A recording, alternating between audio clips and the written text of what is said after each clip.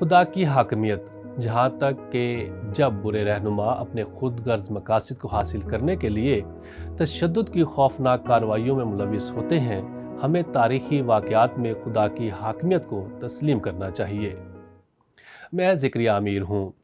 یہ اصول دراصل کسی بائبل کی کہانی سے نہیں لیا گیا، بلکہ یہ دنیا کی تاریخ میں سے لیا گیا ہے، کیونکہ جب آپ بار بار دنیا کی تاریخ کا مطالعہ کرتے ہیں، آپ برے رہنماؤں کو پاتے ہیں۔ برے رہنما جو اپنے خود غرض مقاصد کو حاصل کرنے کے لیے تشدد کی خوفناک کارروائیوں میں ملوث ہوتے ہیں۔ جیسا کہ آپ جانتے ہیں، میں یہ بات 10 سال پہلے کہہ سکتا تھا، میں یہ بات آج سے 50 سال پہلے کہہ سکتا ہوں، اگر تب بھی ایسے ہی زندگی موجود ہوئی جیسے کہ آج ہے، اور تب بھی یہ اصول درست ہوگا اس گناہ کی وجہ سے جو آج اس دنیا میں موجود ہے۔ اب ہمارے پاس یہاں ایک واقعہ ہے جو کہ براہ راست لوکا نے لکھا ہے۔ آپ اسے دوسری اناجیل میں نہیں پائیں گے، اور ایک مرتبہ پھر یہ واقعہ، یہ کہانی خدا کی حاکمیت سے براہ راست تعلق رکھتی ہے، اور دوسرے مصنفین کی طرح لوکا نے بھی خدا کی حاکمیت کے واقعات کو لکھا ہے، اور یہ خاص طور پر دنیا کے 2 حکمرانوں کے متعلق ہے، یعنی ہیرودیس اور پلاطس۔ اور لوکا نے ان 2 لوگوں کے بارے میں یہ لکھا۔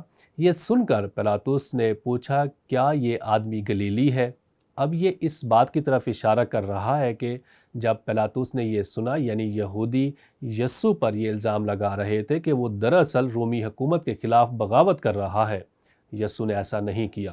یسوع نے کہا، جو کیسر کا ہے کیسر کو، اور جو خدا کا ہے خدا کو ادا کرو، اور اس کے نتیجہ میں یسوع مسیح کے خلاف یہ الزام تھا، اور لکھا ہے کہ اور یہ معلوم کر کے کہ ہیرودیس کی عملداری کا ہے، اور اس کی ایک وجہ ہے جو اس نے پوچھا کہ کیا وہ ایک گلیلی ہے، کیونکہ اس کے اگلے حصہ میں جو اس نے کہا وہ ایک اور رومی رہنما سے تعلق رکھتا ہے۔ اسے ہیرودیس کے پاس بھیجا کیونکہ وہ بھی ان دنوں یروشلم میں تھا۔ ہیرودیس یسوع کو دیکھ کر بہت خوش ہوا، کیونکہ وہ مدت سے اسے دیکھنے کا مشتاق تھا، اس لیے کہ اس نے اس کا حال سنا تھا اور اس کا کوئی معجزہ دیکھنے کا امیدوار تھا۔ اب میں آپ کو تاریخی تناظر پیش کرتا ہوں۔ پلاطس رومیوں کے دور میں یہودا کا حکمران تھا۔ یہ ہیرودیس اس وقت چوتھائی ملک کا حاکم تھا۔ وہ ہیرودیس اعظم کا بیٹا تھا۔ ہیرودیس اعظم یسوع کو قتل کرنا چاہتا تھا جب اس نے مجوسیوں کو یسوع کو تلاش کرنے کو کہا اور بچوں نوجوانوں کو قتل کروایا۔ وہ ہیرودیس اعظم تھا، لیکن یہ اس کا بیٹا ہے۔ یہ وہ ہیرودیس ہے جو اب گلیل کا حکمران ہے۔ پلاطس بے شک یہودیہ کا حکمران تھا۔ ہیرودیس چوتھائی ملک کا حاکم، وہ اسے بادشاہ کہتے تھے۔ اس ہیرودیس نے درحقیقت یوحنا بپتسمہ دینے والے کا سر قلم کروایا تھا۔ کیا آپ کو وہ خوفناک کہانی یاد ہے؟ یوحنا نے اس پر زناکار رشتے کا الزام لگایا تھا جو اس ہیرودیس کا ہیرودیاس کے ساتھ تھا۔ وہ غصہ تھی اور اس نے اس کا سر قلم کرنے کا انتظام کیا۔ یہ ایک خوفناک کہانی ہے، لیکن یہ ظاہر کرتا ہے کہ یہ شخص کتنا برا تھا۔ ویسے ایک وقت پر یسوع نے اسے لومڑی بھی کہا، اور میرا خیال ہے کہ اسے لومڑی کہتے ہوئے وہ اس بات کا حوالہ دے رہا تھا کہ وہ بہت چالاک تھا، لیکن وہ ایک بہت ہی برا شخص تھا۔ جہاں تک مجھے معلوم ہے یسوع نے اس پر کوئی الزام نہیں لگایا، لیکن یہاں یہ واقعہ اب ان 2 عالمی رہنماؤں کے درمیان ہو رہا ہے، اور وہ اس سے بتیری باتیں پوچھتا رہا، مگر اس نے اسے کچھ جواب نہ دیا۔ ہم نہیں جانتے کہ وہ سوال کیا تھے، لیکن یسوع نے جواب نہ دیا۔ وہ کسی بھی جال میں پھنسنے والا نہیں تھا، اور سردار کاہن اور فقیہ کھڑے ہوئے زور و شور سے اس پر الزام لگاتے رہے۔ اب یہ سردار کاہن ہے، خاص طور پر یہودی علاقہ میں اس پر الزام لگاتے رہے۔ پھر ہیرودیس نے اپنے سپاہیوں سمیت اسے ذلیل کیا۔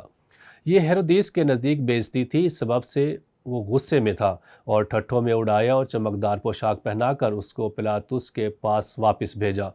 اور اسی دن ہیرودیس اور پلاطس آپس میں دوست ہو گئے، کیونکہ پہلے ان میں دشمنی تھی۔ اب یہ ہوا کہ اس واقعے نے ان 2 آدمیوں کو ایک اجتماعی وجہ کے سبب اکٹھے کر دیا، اور ان کا فیصلہ سیاسی محرک تھا۔ وہ دونوں جانتے تھے کہ یسوع بے قصور ہے، کیونکہ جب ہیرودیس نے اسے پلاطس کے پاس واپس بھیجا تو اس نے اسے کسی ثبوت کے ساتھ نہیں بھیجا تھا کہ اسے مصلوب کیا جائے۔ پلاطس کے پاس بے شک کوئی ثبوت نہیں تھا، اور اس لیے اس نے ساری صورتحال سے اپنے ہاتھ دھو دیے۔ آپ کو یاد ہے اس کی مصلوبیت کا حکم دینے سے پہلے، لیکن سیاسی طور پر ان دونوں آدمیوں نے ان لوگوں کے ساتھ یکجہتی کی جو یسوع پر الزام لگا رہے تھے، اور ظاہر ہے ہم سب جانتے ہیں کہ کیا ہوا۔ وہ برائی جو وقوع پذیر ہوئی ان کے رویے کے لحاظ سے سب سے زیادہ بری چیز ہوئی، اور وہ تھی یسوع مسیح کی مصلوبیت کی اجازت۔ اب جب آپ اس واقعے کو دیکھتے ہیں، آپ نہ صرف برائی دیکھتے ہیں بلکہ آپ سیاست بھی دیکھتے ہیں، کیونکہ ویسے ایک اور چیز جو ہم تاریخ میں دیکھتے ہیں کہ ایک وقت میں پلاطس ایک بغاوت کی وجہ سے یہودیہ میں چیزوں کو ترتیب دینے کے لیے کیسر کی طرف سے ناقابل یقین دباؤ میں تھا، تو وہ بہت دباؤ میں تھا۔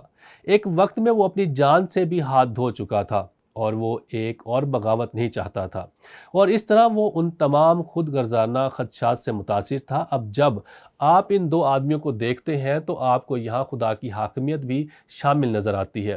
در حقیقت بعد میں لوکا نے یسوع کے مصلوب ہونے اور جی اٹھنے کے بعد روح القدس آیا اور کلیسیا بنی، اور تب ظلم و ستم اظہار ثانیہ تھی۔ یروشلم میں کلیسیا اور رسولوں کے خلاف ظلم و ستم ہوتا رہا۔ در حقیقت اب کون تھا جو واقعی یسوع کے پیچھے چل رہا تھا؟ اور ہم دیکھتے ہیں کہ کیا ہوا۔ اس سے پہلے کہ ہم یہ دیکھیں کہ لوکا نے اعمال میں کیا لکھا، میں اس اصول کو دہرانا چاہتا ہوں۔ اصول یہ ہے، یہاں تک کہ جب برے رہنما اپنے خود غرض مقاصد کو حاصل کرنے کے لیے، اور میں یہ کہنا چاہتا ہوں یہ دو آدمی سب سے زیادہ خوفناک کارروائیوں میں ملوث ہوئے جب انہوں نے یسوع کی مصلوبیت کا حکم دیا، اور انہوں نے ایسا کیا۔ تشدد کی خوفناک کارروائیوں میں ملوث ہوتے ہیں۔ جب ہم دیکھتے ہیں، ہمیں تاریخی واقعات میں خدا کی حاکمیت کو تسلیم کرنا چاہیے، اور لوکا بھی اعمال میں یہی لکھتا ہے، کیونکہ پطرس اور یوحنا ہیکل میں تعلیم دے رہے تھے۔ ہیکل کے صحن میں انہوں نے ایک شخص کو شفا دی جو یسوع کے متعلق پوچھ رہا تھا، اور رومی حکومت نے انہیں قید میں لے لیا۔ رومی حکومت نے انہیں، بلکہ یہودی حکومت نے، جنہیں یہودیہ پر مکمل اختیار اور سیاسی طاقت دی گئی تھی، یہ رومی حکومت نے دیا تھا۔ لیکن خاص طور پر ہوا یہ تھا کہ انہوں نے ان دو آدمیوں کو سزا دی، انہوں نے ان دو آدمیوں کو دھمکایا، بعد میں انہوں نے ان آدمیوں کو مارا، انہیں کوڑے مارے، اور واقعی میں نے کہا انہیں ستایا۔ لیکن لوکا نے یہ لکھا کہ ایک مرتبہ پطرس اور یوحنا آزاد ہونے کے بعد ایمانداروں سے ملنے آئے، انہیں دھمکایا گیا اور پھر انہیں آزاد کر دیا گیا۔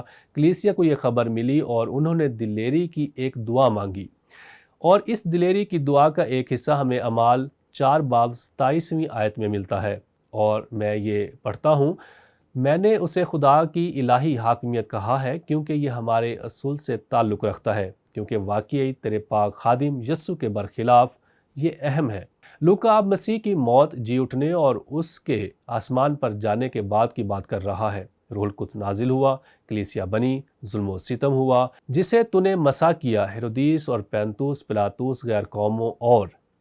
اب یاد رکھیں کہ یہ مسیحوں کی دعائیں ہیں، اسرائیلیوں کے ساتھ اسی شہر میں جمع ہوئے، وہ دعا کر رہے ہیں، اور دیکھیں کہ وہ کیا دعا کر رہے ہیں، تاکہ جو کچھ پہلے سے تیری قدرت اور تیری مصلحت سے ٹھہر گیا تھا وہی عمل میں لائیں۔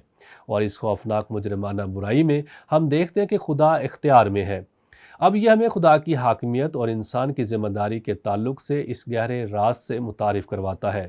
خیر، میں سوال پڑھوں گا، کیا آپ کسی ایسے تاریخی واقعے کے بارے میں سوچ سکتے ہیں جو اس وقت برا معلوم ہوتا تھا لیکن بعد میں اس میں خدا کا عظیم ہاتھ دکھائی دیا؟ خیر، ایک بات ذہن میں آتی ہے، اور مجھے یقین ہے کہ آپ میں سے بہت سے لوگ بھی اس کہانی کے بارے میں سوچ رہے ہوں گے۔ یہ یوسف کی کہانی ہے جسے اس کے بھائیوں نے مصر میں بیچ دیا تھا۔ بہت ہی زیادہ بری حرکت، اور اس سے اتنی نفرت کرتے تھے کہ اسے مارنا چاہتے تھے، لیکن انہوں نے اسے ایک نوکر کی حیثیت سے بیچ دیا۔ آپ جانتے ہیں کہ جب وہ مصر چلا گیا تو کیا ہوا؟ وہ برائی جو وہاں تھی، وہ غلط الزامات، اس کی قید، لیکن آخرکار وہ فرعون اور مصر کے بادشاہ کے ساتھ اعلیٰ مقام پر فائز ہوا، اور بعد میں جب اس نے اپنے بھائیوں اور اپنے خاندان کو بچایا، اور اس کے والد نہیں رہے، اس کے بھائی ڈر گئے تھے۔ انہوں نے سوچا کہ اب جب ان کا باپ نہیں رہا تو یوسف ان سے بدلہ لے گا۔ لیکن دھیان رکھیں کہ ہم پیدائش 50ویں باب میں پڑھتے ہیں، یوسف نے ان سے کہا، مت ڈرو، کیا میں خدا کی جگہ پر ہوں؟ تم نے تو مجھ سے بدی کرنے کا ارادہ کیا تھا، لیکن خدا نے اسی سے نیکی کا قصد کیا تاکہ بہت سے لوگوں کی جان بچائے۔ چنانچہ آج کے دن ایسا ہی ہو رہا ہے، اور یہاں ہمیں واقع انسان کی ذمہ داری کے حوالے سے خدا کی حاکمیت کا نمونہ مل رہا ہے۔ خدا نے ان بھائیوں کو برائی کے لیے مجبور نہیں کیا، انہوں نے یہ اپنی مرضی سے کیا، لیکن آخرکار خدا اختیار میں تھا۔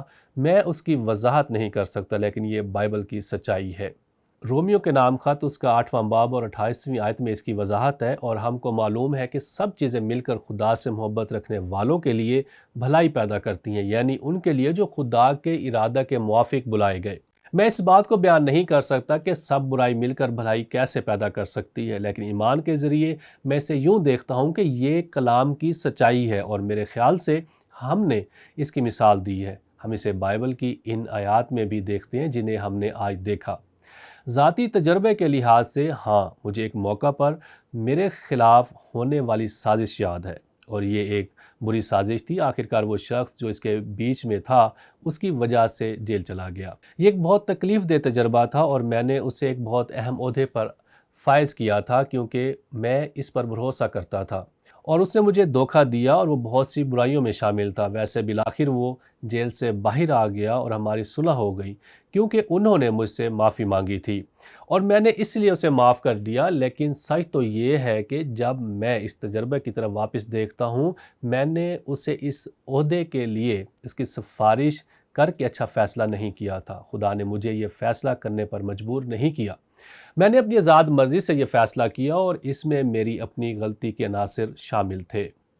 اب میں بار بار اپنے آپ کو قصوروار نہیں ٹھہرانا چاہتا، اور سچ تو یہ ہے کہ خدا نے اس شخص کو یہ سب برائی کرنے پر بھی مجبور نہیں کیا تھا، لیکن بالآخر خدا اختیار میں ہے، اور اس میں سے کچھ بہت خاص اسباق حاصل ہوئے۔ ایک، میں نے ہوشیار ہونا سیکھ لیا۔ اس تکلیف دہ تجربے سے میں نے اور بہت سی چیزیں سیکھی، لیکن آپ جانتے ہیں حاصل کلام یہ ہے کہ اس کا تعلق اصول سے ہے۔ حاصل کلام یہ ہے کہ یہ جاننا بہت تسلی بخش ہے کہ خدا قادر ہے اور اختیار میں ہے۔